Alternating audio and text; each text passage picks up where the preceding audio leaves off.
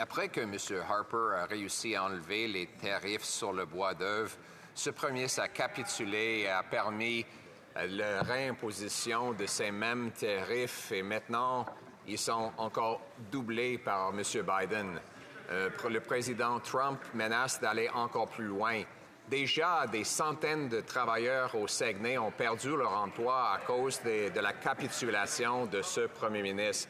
À quand des élections pour que les Canadiens puissent choisir un premier ministre qui va défendre nos emplois et ramener les chèques de paie chez nous? Monsieur le Président, il y a quelques années, quand on a su défendre l'ALENA et défendre les emplois et les travailleurs canadiens, on a pu travailler avec des premiers ministres conservateurs, on a pu travailler avec des syndicats, on a pu travailler avec des groupes de travailleurs et des industries d'un bout à l'autre de ce pays, en équipe Canada, pour défendre les intérêts canadiens et créer de la croissance partout en Amérique du Nord. Il a capitulé aussi sur le Buy America. C'est une politique qui est discriminatoire contre nos entreprises de construction, de l'acier, de l'aluminium, qui ne peuvent plus fournir leurs matériaux pour des projets de construction des gouvernements américains.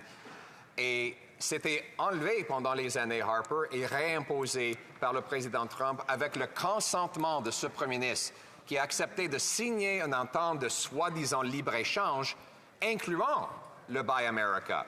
Donc, va-t-il permettre une élection pour qu'on puisse se battre pour nos travailleurs en construction et dans les autres secteurs? Monsieur le Président, on va toujours travailler avec les Américains pour créer de la prospérité tout en défendant nos travailleurs ici. Il y a 10 ans, notre économie par capita était égale aux États-Unis. En fait, les travailleurs canadiens gagnaient plus que leurs homologues américains. Mais après 9 ans, des taxes, des impôts, des obstacles économiques imposés par ce gouvernement radical et libéral, on voit que les Américains sont 34 000 $ plus riches par personne et l'économie aux États-Unis a augmenté de 18 % par capita et a diminué en même temps ici au Canada. On sait pourquoi M. Trump veut créer des emplois aux États-Unis. Pourquoi ce premier ministre veut-il l'aider à le faire? C'est ça.